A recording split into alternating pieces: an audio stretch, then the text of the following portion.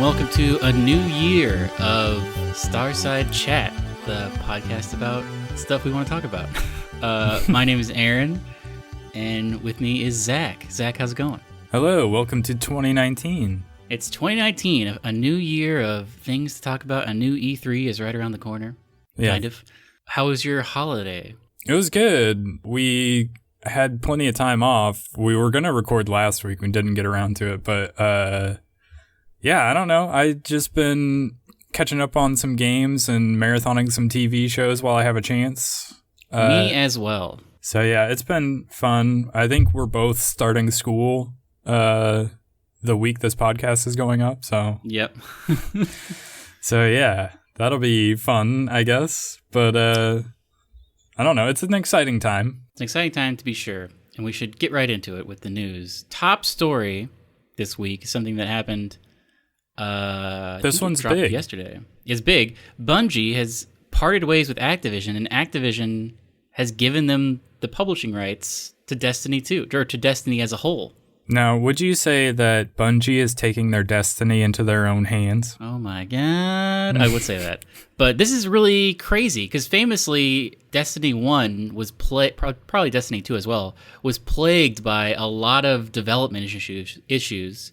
And people say it's because of Activision. There were tensions. Activision wanted it to be more bad, I guess. I don't know. I have no good things to say about Activision. Yeah, but they've had a rocky relationship since well before Destiny was released, so... I mean, you hear all those rumors about what Destiny 1 was going to be. Like, I remember hearing something that, like, every race was supposed to have its own first couple of missions, and that got scrapped, and the one that got left in was just the EXO mission, but just, like, it's default for everyone. For whatever reason, Activision... like a year out was like, you need to change everything about this. And so they had to cut a ton of story. So yeah, it's one of those things where you wonder what could have been if they didn't have Activision breathing down their necks the whole time. And now, like, what could be? Because another thing that I read was Activision was the reason that they, one, had all the exclusivity with Sony, and also, two, had to put stuff out so regularly. Like, they had to divert resources to, like, every fall there had to be a release, and now there doesn't have to be. We could be seeing a fall for the first time in 4 or 5 years that there isn't a Destiny release. Well, yeah, so that's kind of like the big news here, is that they're no longer tied to that, like, Activision release schedule. Like, for sure they're going to stick to the roadmap that they already unveiled that I think takes us through, like, August. Oh, really? Is there anything after this annual pass expires? I don't know. So that's the question everybody has now is, like, what are they doing beyond the roadmap that they've already released? So, like, they could not have to make a Destiny 3. I feel like they will, just because they're still hoping for people to come back to the game. And I think some people are waiting on a Destiny 3. And it could be that Destiny 3... launches on, like, next-gen hardware whenever that is. But the thing is, they don't necessarily even need to do that anymore, because they're not forced into making, like, a new release in the fall. They're not forced into making... I think they were going to do 4 games for Activision. They now don't have to do that. It could just be one thing that they just continually update as they go. Oh. And also... it was originally like a 10-year plan. This could go on for who knows how long now. They could keep this going as long as they want. They could stick to the original 10-year timeline, you know. Well, something else. Remember when Destiny 2 came out and it was just a very bad time for Bungie, and they just kept messing up? And then there was a news story that they've decided to start working on a new game. Yeah, for what was it? Net something? NetEase? Yeah, I think it was...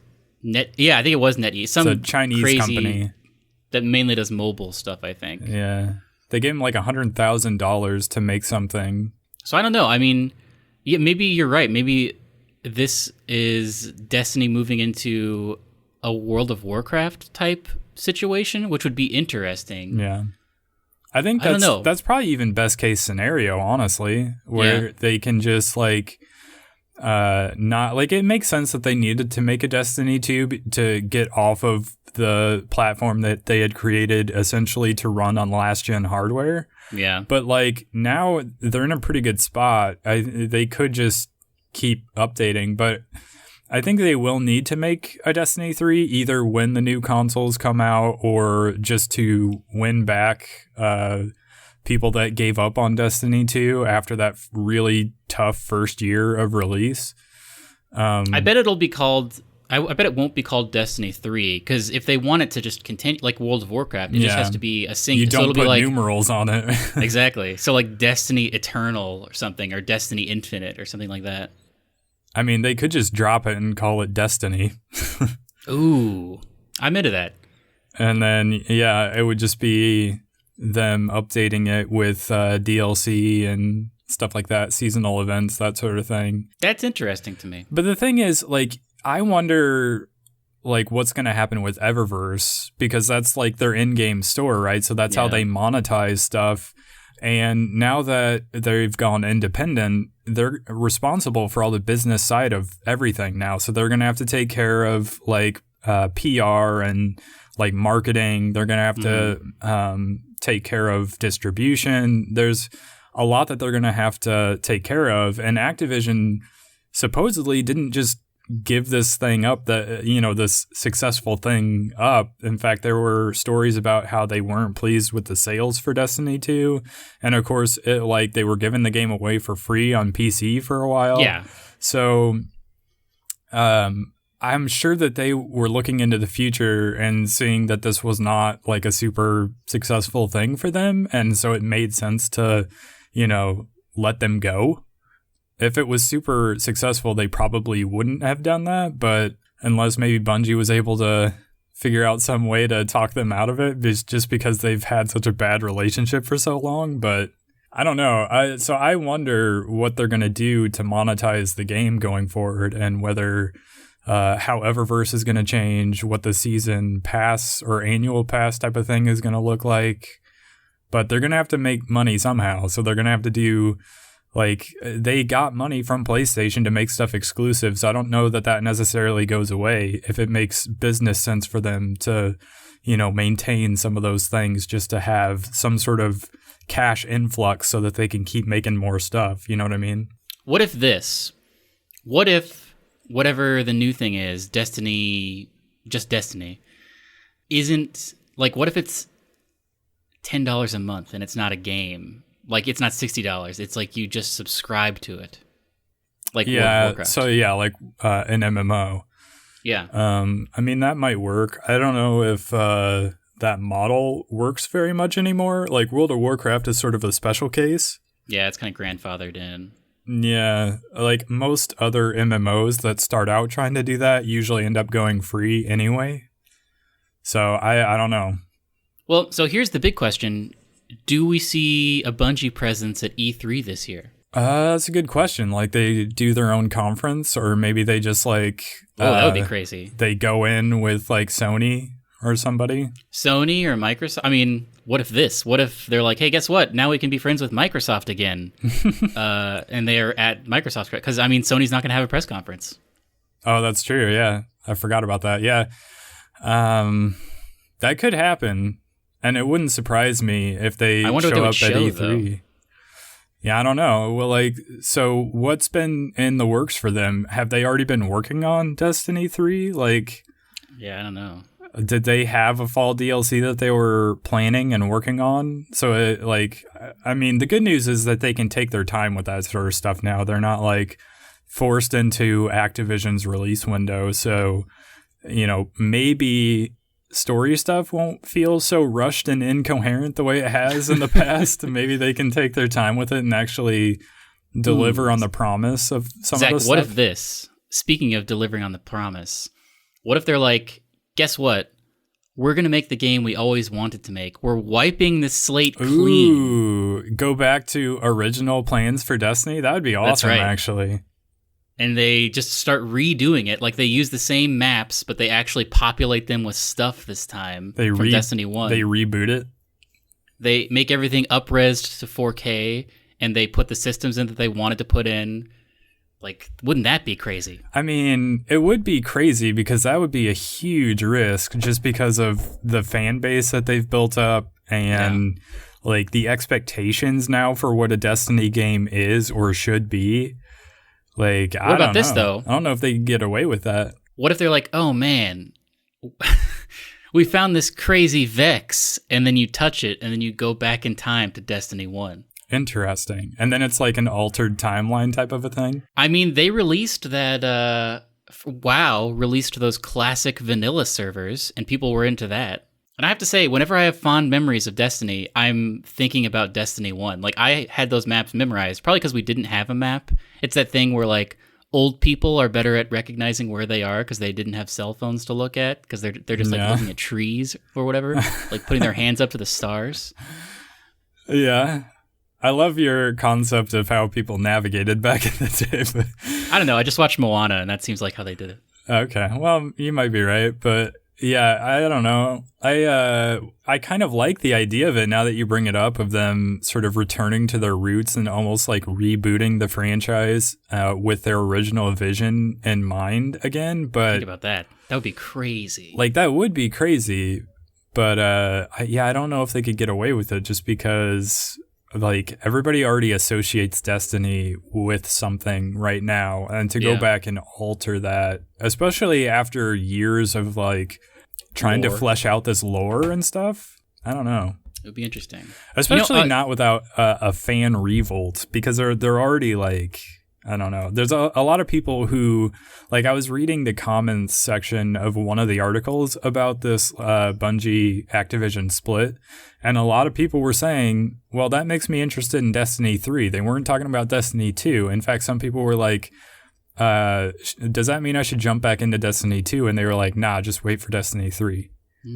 So I almost feel like they're going to need to make a Destiny 3 or, you know, some sort of revision of what Destiny is in order to bring those people back. But I'm just remembering, like, man, remember in Destiny 1 all the options you had with your subclass trees? Like, there was just like a ton of circles you could select, and with this one it's just like the 3 things you can basically click. Like, I want that granularity. I want more RPG elements and less grind, I guess. I mean, I don't mind the grind if it's like I did expect it to be more RPG like when we first started playing Destiny. Yeah. And the first one probably was a little bit more like open to min-maxing than this one, the one that we have now, even though it's getting closer to where it was in Destiny 1, but it's interesting to speculate for sure. It is. And hopefully we'll get more stuff. They did a big community post, Bungie did, about like, this is a great thing and everything is cool and it's all coming together. So in the coming months, hopefully we'll get sort of we'll glean what kind of direction they're going in. It very well could be that they have something to announce at E3, but it's just like a plan and not necessarily any gameplay. Maybe just like concept art. Yeah. I don't even know. I mean, that would be cool too if they just like, I mean, that's a long ways out from, because this announcement, you know, it's in early January. If we have to wait until the summer before they're like, okay, now that we're split with Activision, this is where we're going in the future, I feel like they need to probably say something a little sooner than that. Yeah. I mean, that's a good point. Yeah. I mean, we're already halfway through the annual pass. Is that right? Or is this the first annual pass thing? The Forge. Then there's Joker's Wild, and there's Penumbra. So I guess we're a fourth the way. Yeah, we're in Season of the Forge, which goes through February. March through May will be Season of the Drifter, and then June through August is Season of the Yet to be Determined. Yeah, Penumbra, I think it's called. Oh, is that what they said? I think so, but that's all they're saying about it. But anyway, we'll have more news on this when it develops, hopefully. But I don't know anything about Persona except that one guy is coming to Smash. But you said there's some sort of thing they teased? Yeah, so this was probably back in December. Actually, it's been a couple of weeks since this happened, and there's been no new news about it since. But the Atlus, the company that develops the Persona games, was teasing Persona 5R, which many are speculating is going to be an enhanced release of Persona 5. I don't know what that Enhanced means. how? Yeah, I don't know what that means yet. I'm not sure anybody does, but the information claims that it will be coming in March of this year. So it's not too much longer to wait to see what that actually is. But I actually wonder, there was also, I feel like I saw a thing recently about how it was, what is that, Catherine game? That like anime game that was on PlayStation that recently got a re-release on PC, and they were saying that Atlus games could be coming to PC as well. I wonder if this is like a re-release of Persona 5 and it comes out on PC. You don't think it's going to come out on Switch? No, probably not. But Smash, though. I mean, I would love that, but I don't know that they're partnering with Nintendo. But there has been a thing that just came up as a PC release, so it makes me wonder if Persona will eventually be coming to PC, which would be awesome. I mean, I would love it on Switch, and it would make sense on Switch as well, but who knows? Zach, this next thing, I hope you didn't click it yet. Did you click it? No, not yet. Okay, don't click it. So, I told you not to click it, Zach. I just put my pointer on it. I didn't actually click it. All right. So, Mortal Kombat, we're all familiar with that IP, right? Yeah, Mortal Kombat, yeah. Warner Brothers is developing an animated movie of Mortal Kombat that they're going to release a la like Into the Spider-Verse. And there are some names attached to it. And I want you to guess who is playing. Oh, gosh. Who is your dream actor for Johnny Cage? Johnny Cage. Someone who is a little bit arrogant, but he's got like a cool voice. Man, I'm drawing a blank. Zach, they've hired Joel McHale. That would not have been the person I would have said.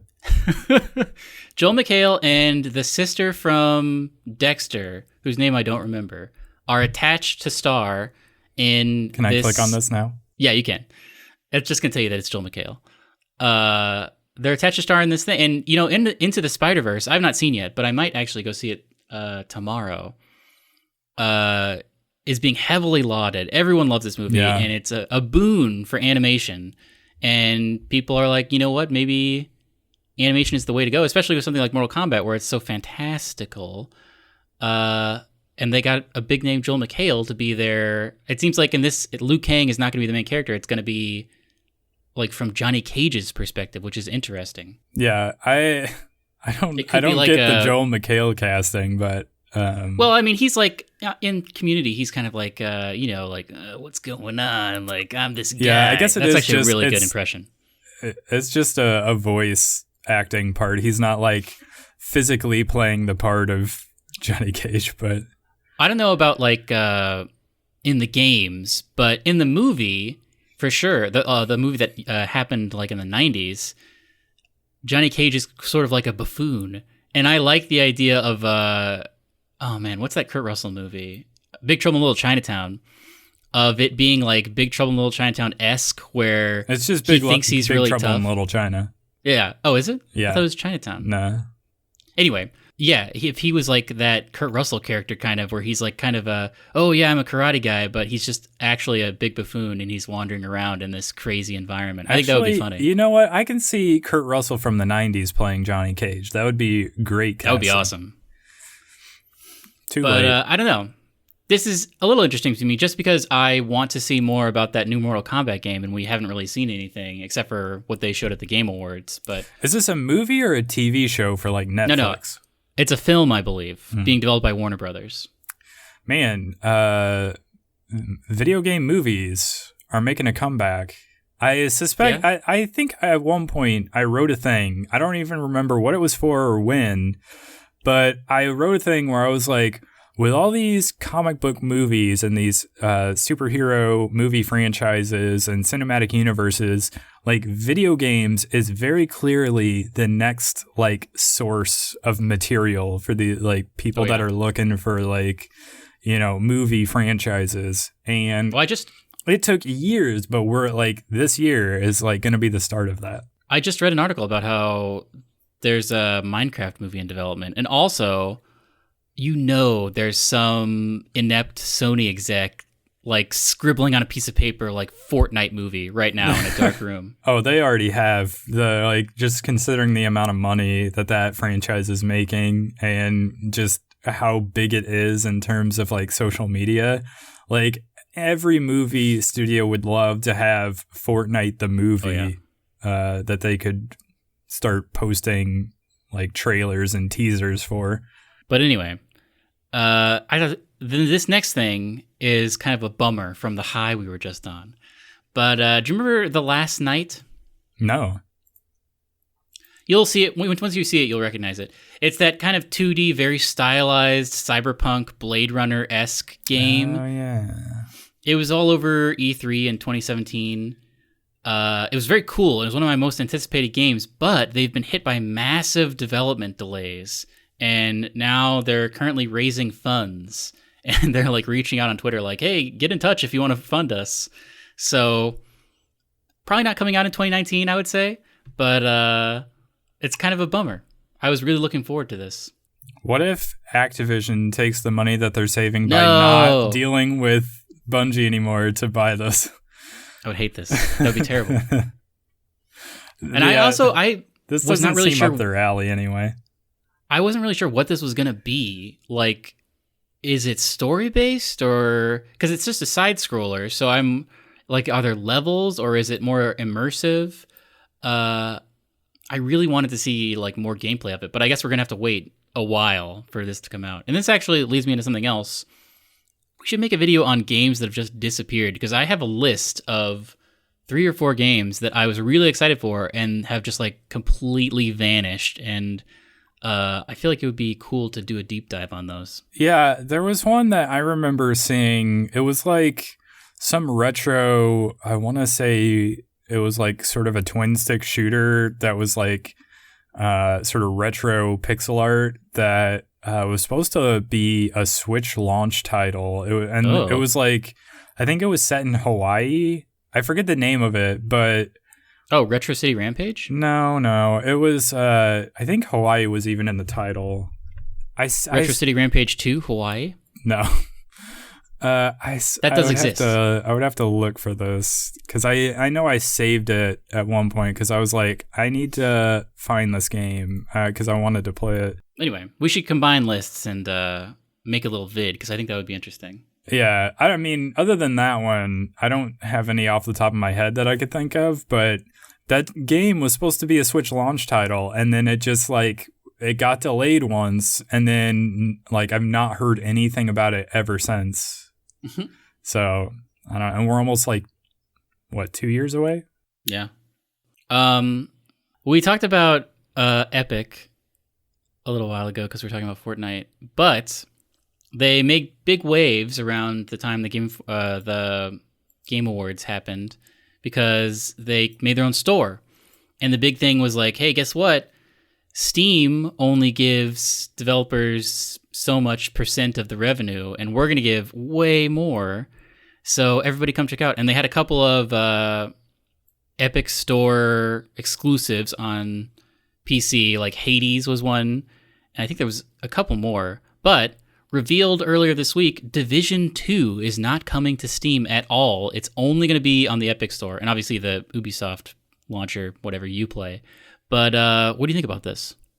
I mean, Steam is going to have to change that. Like, that'll be a thing this year later when Steam eventually reacts by... Like, their monopoly is threatened right now, so they're going to have to change the revenue split, but...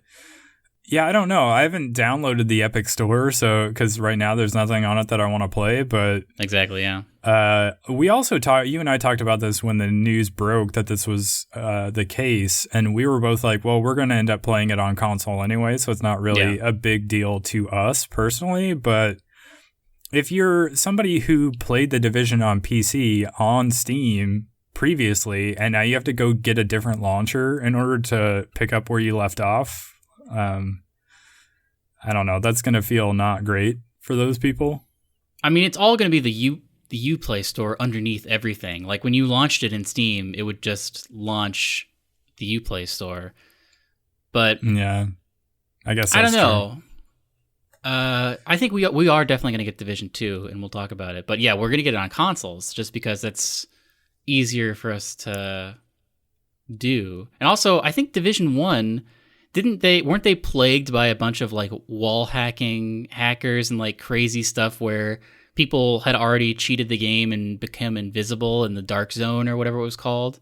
And so it was like very not fun. Like there were a bunch of streamers the week it came out having like really bad times because people had just figured out how to break the game, and the console versions were a little bit more safe from that. But I don't know. Yeah, that's generally the case, but I don't know. Like, because you and I and one of our friends play Division together, and our friend doesn't have a gaming PC, so yeah, we're not going to just abandon him to play on PC. So, I assume it's still going to be like squads of 3 in this one. So, like, the ideal way to play is with 2 buddies. Right. So, I don't know what the Epic Game Store is like, but you're right. It probably will just be a thing that launches the Uplay thing. So, it's kind of like, well, why does it matter whether it's exclusive to the Epic Game Store or Steam? Because you're just going to be launching a different client anyway. It may as well be exclusive to the Uplay client. Yeah. It's interesting. Yeah, I guess this is a big put. This is like the first major title I feel like that's going to have Steam being like, well, is it time? Should we announce something? Is it like a timed exclusive? Do you think that they'll eventually be able to buy it through Steam? Because I forget which game... when they initially talked about the Epic Game Store was exclusive to the Epic Game Store, and everybody was like, I'm just going to wait like 6 months to a year until this eventually makes its way to Steam. Just so that they wouldn't have to download another client. I don't know. It's a good question. I guess it remains to be seen, and I mean, we're talking right now on Discord, which also has a store now. That's true. So the waters are getting a little full. Yeah. I don't know. I get people not wanting to download multiple clients and have games scattered across like 5 different game stores, but I guess I don't think it's that big a deal, to be honest, but I understand why people would be upset about it. Well, let's move on to our feature this week, which is a compilation of games we're excited about in 2019. Last episode, we did our top 10s of 2018. And now, looking forward, we're going to talk about some, just going down this arbitrary list. I don't know if I guess it's in alphabetical order. But the first one that piques my interest is Animal Crossing for Nintendo Switch. Really? So I asked you if you were going to put together like a top 10. I did not. Did you? I did, but I only made it to number 9. Okay.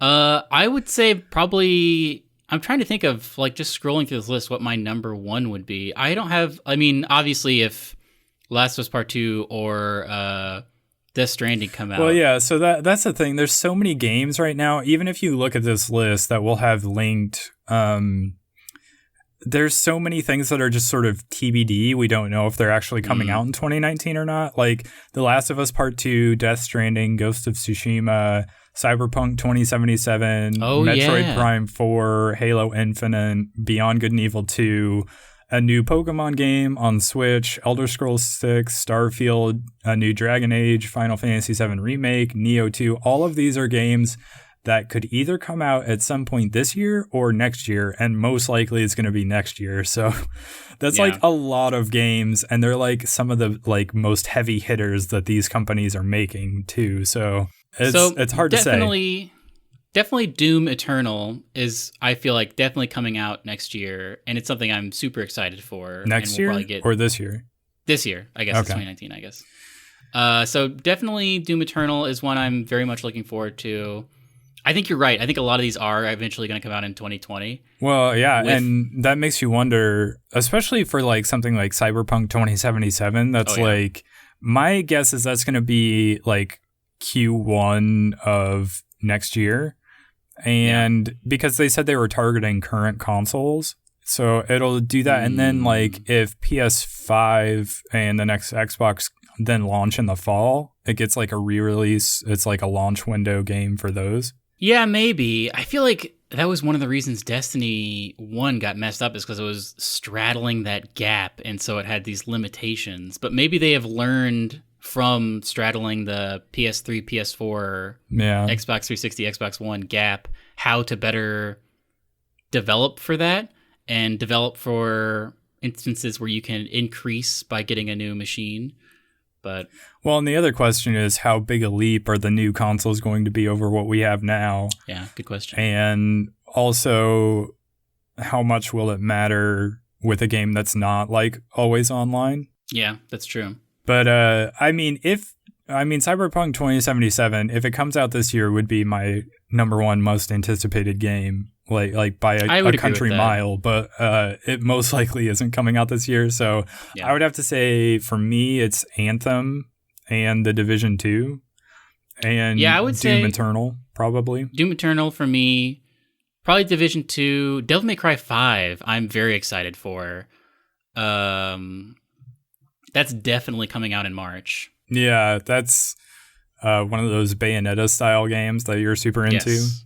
Very excited for that. I'm very into the Outer Worlds, which is that... Oh, yeah, that Obsidian. Yeah, the Obsidian game that is like a new Fallout type of a game that I'm super into. But that's, I don't think, has an actual release date other than just 2019. Mm-hmm. So who knows? Also, that Control game. Do you remember that from? Oh yeah, E3? It had that crazy gun that was always like pulsing. Yeah, so Remedy Entertainment, that's known for Alan Wake and Quantum Break, which is not a great game. But the trailer for it at E3 last year looked pretty amazing. Also, no like firm release date, just 2019. Oh, speaking of no firm release date, something you talked about Bayonetta-like games earlier. Bayonetta 3 was announced like 2 E3s ago, and we haven't seen anything about it. So maybe we'll see some Bayonetta 3 stuff at E3, and maybe it'll be released in the fall. That would be great. Yeah, that could be. Especially if, because what else is coming out this year on Switch?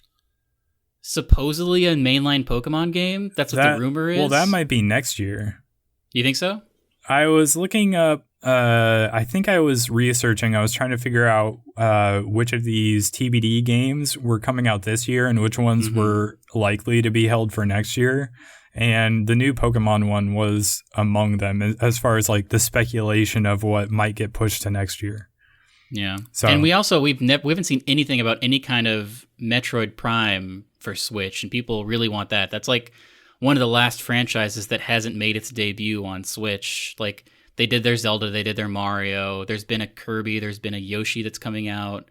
So yeah, I was going to say, I think the two big Switch releases this year is going to be a new Yoshi and the new Animal Crossing. And then, which will be interesting. Yeah, and then I don't know about the rest of them. They're kind of the ones that are up in the air, but also a new Fire Emblem game. So that'll be another one of those Nintendo games that will be considered one of their big releases for the year. Do you care about In the Valley of Gods? I do, mainly because I like the developer. Yeah, Firewatch. We both played Firewatch, right? Yeah. I enjoyed Firewatch a lot, even though I wish the ending had gone a different way. Yeah, I thought it was great. Aren't they making a movie? Oh, a Firewatch yeah, that could movie? That would be a really good movie. I mean, it's a simple premise, so that could make a really good movie. I hope they change it. I hope they change the ending to something else.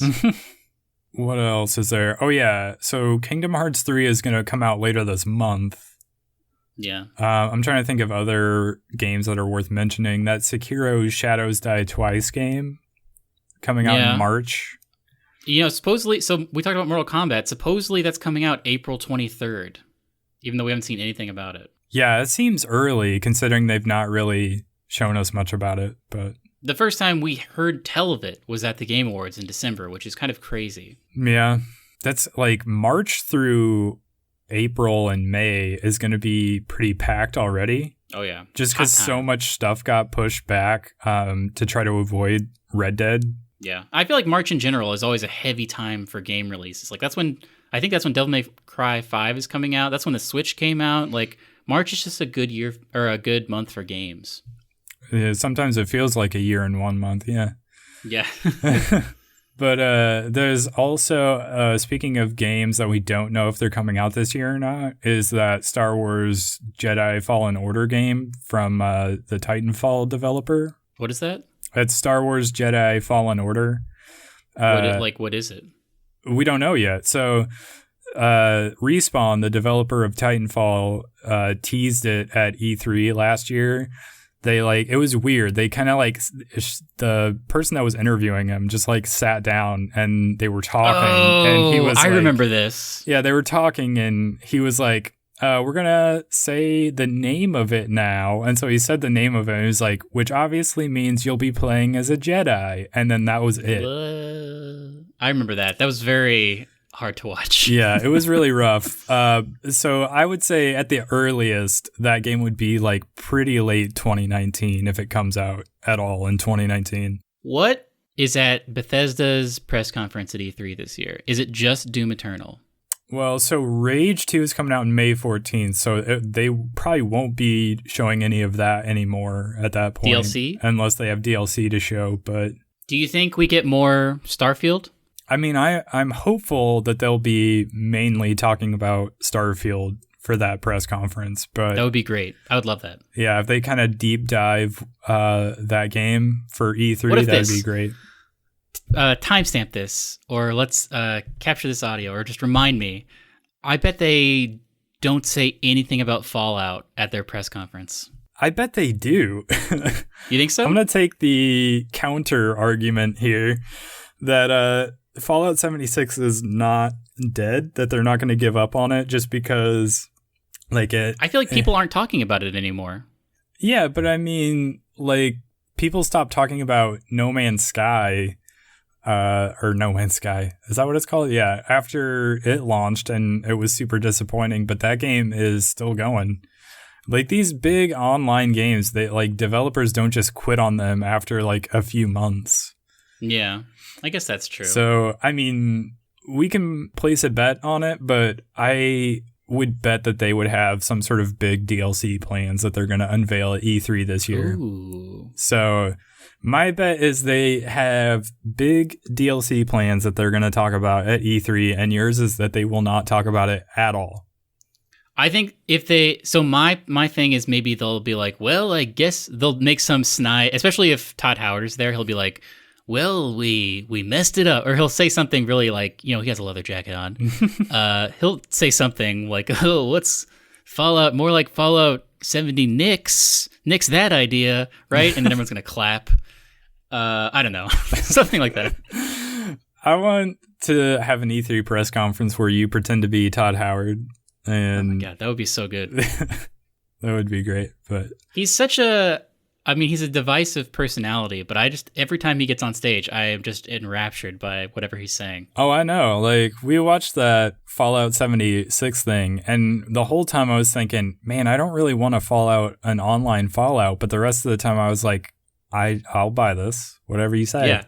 He's just a cool guy. I mean, he's definitely he's got a lot of bravado, but he knows how to work a crowd. He does. He's and it's exciting because I feel like we haven't seen him in a long time. And when he came out, he was at 3 different press conferences. Yeah, he was everywhere. E3. He just kept showing up, and every time I was like, "Oh man, this is what's gonna happen." He's got something to say. So I don't know. Well, we were also living high on the fact that he was going to say the word Starfield in Elder Scrolls 6 or whatever. True. So, which did eventually happen, but not quite as much as we wanted it to. But what about this? Do you think we get a subheading for a subtitle for Elder Scrolls 6, whatever it's called, location, whatever? Yeah, it could. At E3. It could be. I don't know how far out those games are, though. Is the only thing. I mean, they had that aerial shot. It's definitely in development, and they definitely know what part of Tamriel this game takes place in. At what point during the lead up to Skyrim did they announce the name Skyrim? I don't remember.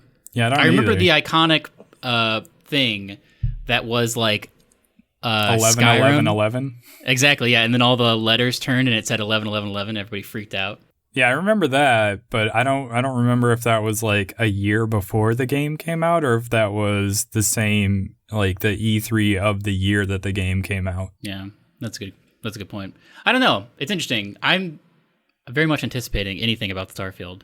Yeah, But I see am what as happens. well. I mean, I'm a little bit worried about it because I think people like Fallout 76 has kind of hurt Bethesda's reputation a little bit, and everybody's, especially after that conversation happened where they basically in not so many words confirmed that Starfield and Elder Scrolls 6 were gonna be on the same engine that Fallout 76 was on.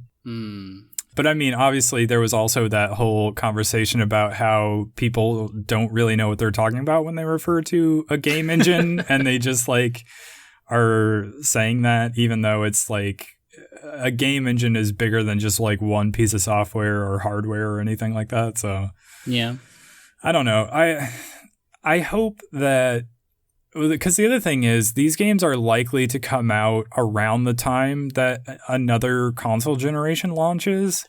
So my hope is that whatever they end up being, they're capable of running much better than we've seen from like Fallout 76 and even Fallout 4. Oh, yeah.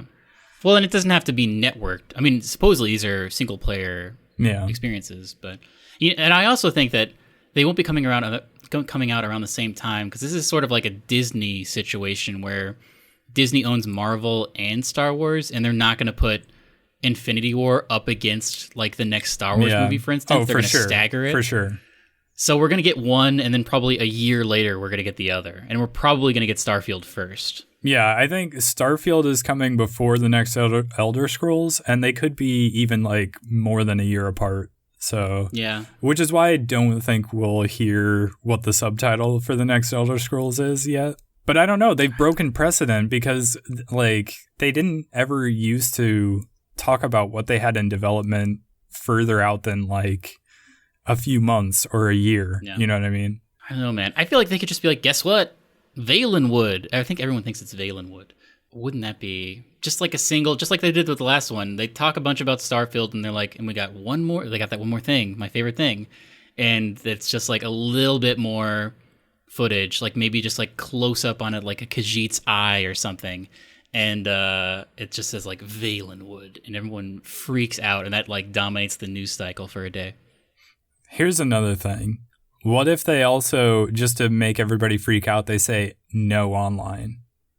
Because I feel like following Fallout 76, they just all scrambled to like remove all online features from Starfield and the next Elder Scrolls game. They're like, nope, just delete those right out of the plans. They also like really want people to care about Elder Scrolls Online, and I feel like nobody does. Like they're always talking about like, well, we've had a great year with Elder Scrolls Online. We had this great like Morrowind expansion or whatever, and people are just like silent. Like, get to the stuff we actually care about. Yeah. So yeah, maybe they have burned themselves a couple more times on multiplayer stuff. So they actually.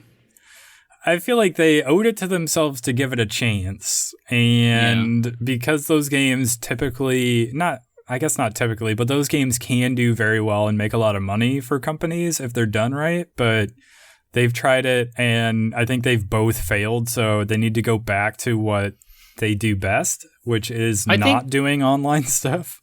What we've talked about, I feel like we've talked about this, and I think what people want, the happy medium, is you want Skyrim that you can play with a friend. Like you want someone can drop in and you cooperatively, just you two, play a rich story. Like you want a Divinity Original Sin basically, but as Skyrim. You don't need a bunch of randos running around naked shooting you, like interrupting your story experience. You want like similar to like Animal Crossing, where you can just like drop into someone else's world and play through a mission, but it's open. It's like the Elder Scrolls formula, but with an addition of like a cooperative partner. Like that would be the perfect ideal. Yeah, and I think if they wanted to do something like a Fallout 76, it needs to be structured more like the way Destiny did it. Like Destiny is sort of the trailblazer in that type of a game. And it baffles my mind when like companies try to make a game that's sort of like a Destiny, but they just ignore everything that Destiny did. Because like even the Division in the Dark Zone was kind of like that, where you're like, why did you like, I guess you're trying to find your own identity and do something different, but like, I don't know, it's such a dumb thing when you could have made some, like, you've seen how this sort of formula can work and then you just didn't do it that way. But you're right, like nobody really wants to have an open world where you're starting missions and trying to talk to like NPCs, and then there's just like this naked other player running around like trying to shoot you in the head for no reason. Like, it is awful that that's a way that the game will eventually play out, because that's how people play online. But I mean, I guess that's the difference between like a fully open world that happens to also be online and a more Destiny style world that's like not really truly open world. It's like a little bit more structured than that. The ideal is like you curate the player base.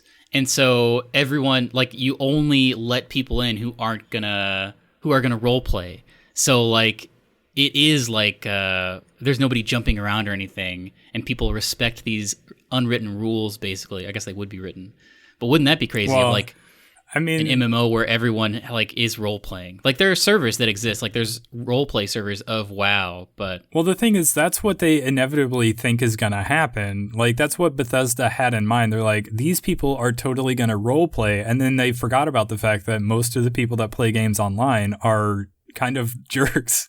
Like, they don't care about role playing. They just want to go mess with people. Like, that's what true. Online games are to those people, and those people probably outnumber the amount of people that want to actually role play. In fact, we kind of talked about it a little bit with our Red Dead discussion that we did, and I think I'm writing a thing about Red Dead Online and how it should be more like Destiny, as far as like the free roam should be more like one of those patrol spaces. yeah, because that's a good idea.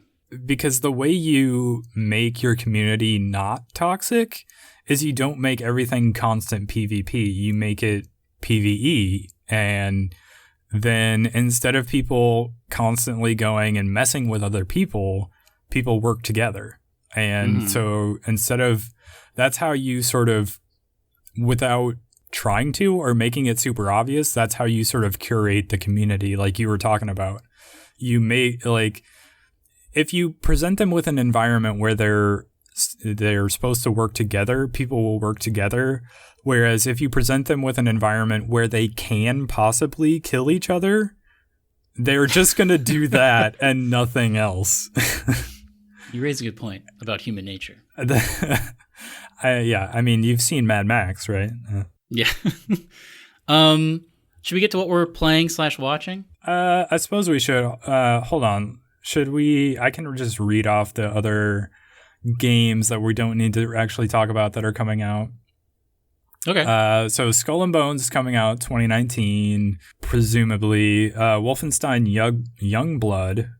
Oh yeah, I forgot about that. So that's coming out supposedly 2019. No firm release date. Animal Crossing we already talked about. Atomic Heart is an interesting one. If you watch the trailer, it's from a Moscow-based developer. It's a first-person shooter game and like an alternate reality version of the Soviet Union in like the 1960s. You remember that one? Kind of Bioshock-y. Robots. Yeah. But it's like kind of like in the wilderness, but there's kind of like a weird robot carnival-esque kind of thing happening. It's really bizarre. I'm not sure what's going on there yet, but it's kind of interesting looking. Then there's Babylon's Fall, also 2019. Interesting mainly because the developer is Platinum Games, the developer of Vanquish, Bayonetta, and Nier Automata. Ooh. It looks very medieval, but I don't know much about it. Then there's Devil May Cry. I guess you already mentioned that. Hooray. March 8th. Dreams, a PS4 exclusive by Media Molecule, the Little Big Planet developer. Supposedly 2019. Journey to the Savage Planet, also 2019. sort of an adventure game, I guess. I don't know much Yeah, I about remember it. that trailer from the Game Awards. It was interesting. Yeah, and then Metro Exodus, February 22nd. It's kind of Fallout-like. There's a following for those games. Yeah. Ori and the Will of the Wisps. You and I think both have the first one, but we haven't played it yet. I played like the first 10 minutes of it, and then I think something else happened, and I just never went back to it. I need to. It was good. And then in January, so in like a couple weeks, Resident Evil 2. Oh, yeah. People are very excited for that. Yeah, people are going crazy about it. And then there's the games I don't care about. So Crackdown 3. Yeah. Days Gone. PS4 exclusive. No one cares about that. Far Cry New Dawn. And Gears 5. And Jump Force. I don't even know it. Oh, yeah. Jump Force is that weird fighting game. Yeah, the Shonen Jump fighting game where all the anime is like 3D and it looks terrible. It looks kind of creepy to me, actually. Just like the fact that they've rendered all these like 2D anime things into like weird sort of semi-realistic 3D. I don't know. Maybe it's just the graphics I found off-putting, but I don't know. And that's all just the stuff that we know about. I'm sure there's tons more reveals that will happen. For sure. But why don't you tell me what you've been watching? Zach, have you heard of Counterpart? Did we talk about this already? No, I don't think so. It's on Stars, which still exists, I guess. But I work at that video store, and I was wandering around one day, and I saw the cover. They had the first season released on DVD of this show that I completely forgot I wanted to watch because no one knows about Stars. Did you ever watch Fringe? No, I kept hearing it was good, and I never watched it. Counterpart is sort of like the last few seasons of Fringe, not the final last season, but basically in, I think, the 80s or the 70s in Berlin, something happened and it opened up a portal to a mirror world of ours under this building. And they were like, oh, cool, this like organization. And so they kept it secret. And the two worlds, like once they started interacting with each other, immediately started changing. But they set up like offices on each side to basically learn from each other, because even though the worlds became more and more different throughout the years, it was still beneficial for them to talk to each other, like sharing technologies and whatnot. Anyway, fast forward to modern day Berlin. J.K. Simmons works there, but he has no idea what it's about. He's just like an interface man, which I won't explain. But he is just working at this company. He doesn't know that there's an alternate reality. He's just like basically writing on pieces of paper. And then his other comes in from the other side and is like, we got a problem. Like it's very much like very spycraft, but there are two parallel worlds running concurrent with each other. And it's really, really, really interesting. And they are able to explore a lot of very cool ideas because like there's basically two of everybody. Does that sound interesting to you? Yeah. What is this? Is there a place I can stream this? No. You have to subscribe to Stars, which I did, unfortunately. It's like through $5. Oh, can you do it through Amazon Prime? I think you can sub to Stars through Amazon Prime. I just did it on my phone, so I could cancel it very easily. It's like $5 for the first 3 months. So I subscribed, and as soon as this second season gets done, I'm going to cancel it because it's like so easy to cancel services on your phone. But it's really good. The second season is happening right now. I think it's halfway or over halfway done. So it has a few more weeks left, but it's very interesting. It's very, very spycrafty. Like there's a lot of cool, like people have like signal phrases and whatnot. Like a thing. So one of the writers, I don't remember who it was, but they posted on Twitter that the way I became aware of this show was one of the writers was like, this is our show Bible for Counterpart. We sat down and we tried to figure out everything about the organization, everything that would be different. And it's this huge, thick volume of like everything they've decided about this world. And somebody from Fringe, like one of the writers on Fringe was like, oh, this is crazy. When we were doing a parallel world plot on Fringe, we were just kind of winging it. And then the writer on Counterpart was like, oh yeah, I could, no offense, but I could kind of tell. And then that person got some backlash for being kind of a terrible person. But anyway, they put a lot of time into developing this world, and it really shows. Like, it's a very rich lore that goes on. And actually, the next episode that's going to air tomorrow or Sunday is like about the genesis of the break in the world and like how the two universes came to be. So that's going to be very interesting, and people are very much anticipating that. But no one knows about the show because no one cares about stars. I feel like if this was on Netflix, everyone would be talking about this show. It's like, I would say it's almost better than Stranger Things. Like, really? It would be a boon. Yeah, it would be a boon for Netflix if they had gotten this. But for whatever reason, it's being produced by Stars, and I think it's like their only show. I guess they have like Broken Sails. Is that a show? I don't know. But it's weird. Like, no one is talking. The pirate one? Black Sails? Black Sails, that's right. Yeah, nobody talks about that show either. Yeah, which is a shame, because I bet that's really good too, but just like no one has Stars, so nobody knows. But Counterpart is really good, and I highly recommend it. Well, I have been watching something completely different from that. Actually, so I said at the beginning of the show that I was catching up on some TV, and I noticed that the show Spaced was on Amazon Prime, and you had actually recommended it to me like years ago. But yeah, Spaced is basically the show that gave director Edgar Wright and actors Simon Pegg and Nick Frost their big break.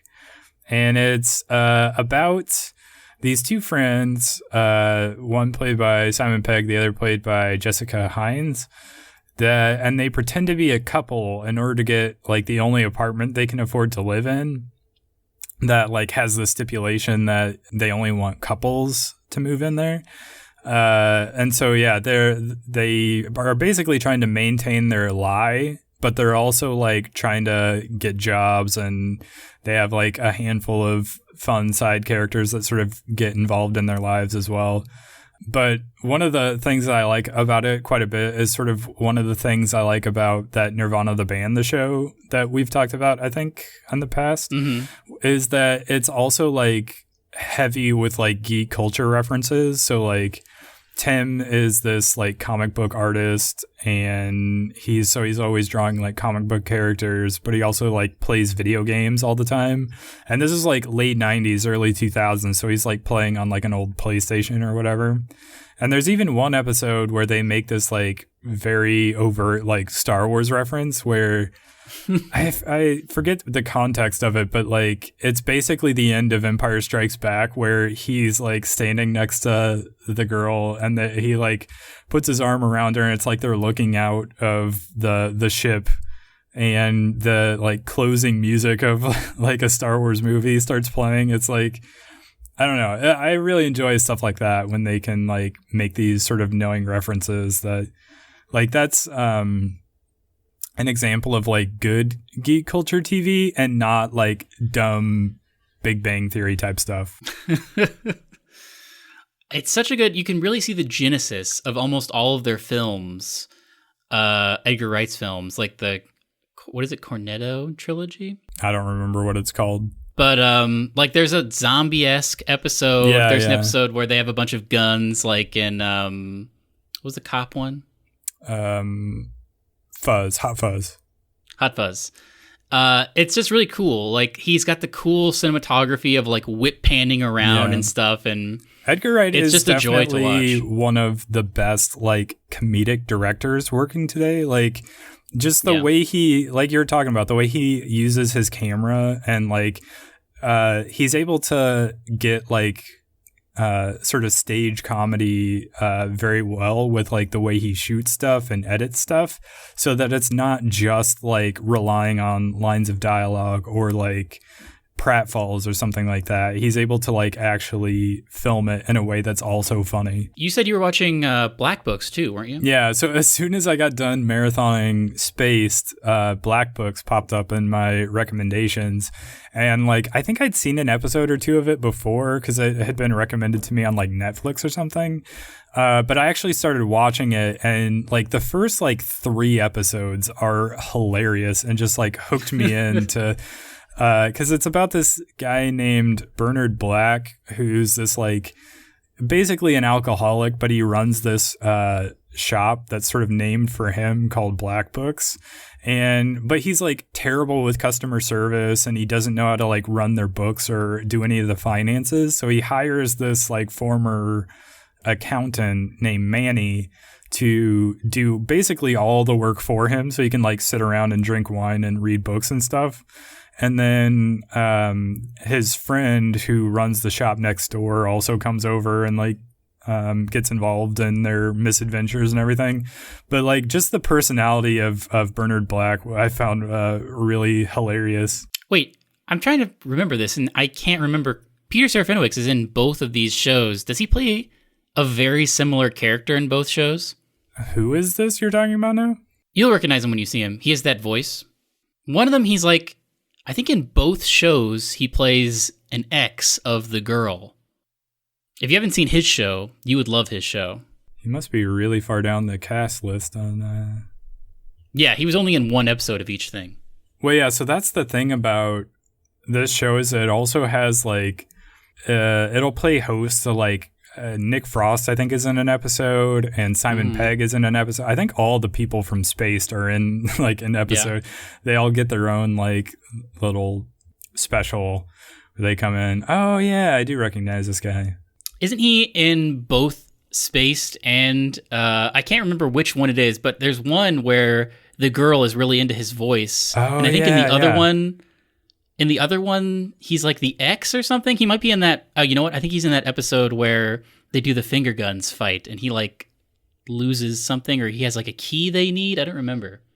Yeah, I don't remember exactly either. But yeah, now that you mention it, he is in both of those. And he's in Shaun of the Dead.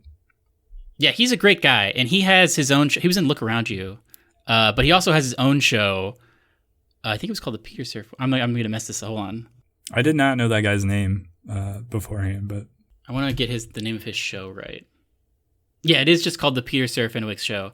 If you can find that, that's also a genius show.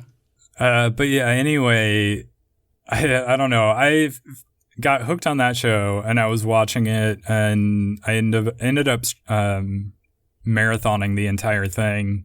And then after that, I started Blackadder because, again, it's a show that had been recommended to me many times and I'd seen like... How is that? I'd seen like a few episodes here and there, but I hadn't actually like sat down to watch it.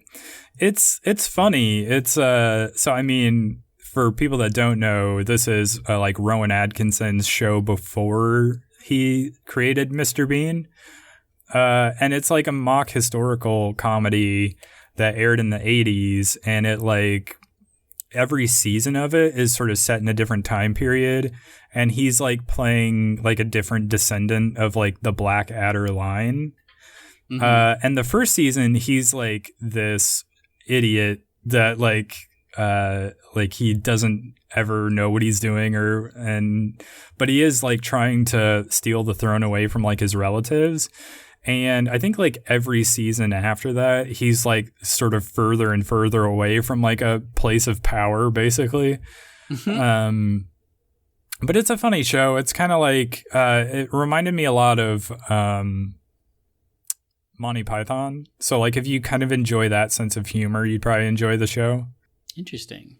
But yeah, I only think I watched the first like season and a half of it before I moved on to other things. But yeah, I don't know. I've been watching a lot of British TV. So I wrote up a post on like recommendations for like British sitcoms to stream on starsidecafe.com. Our new website. Plug. So I wrote a little thing up there that I will link in our show notes so you can go check that out if you're at all interested in any of these shows. Well, Zach, I think that about does it for this week.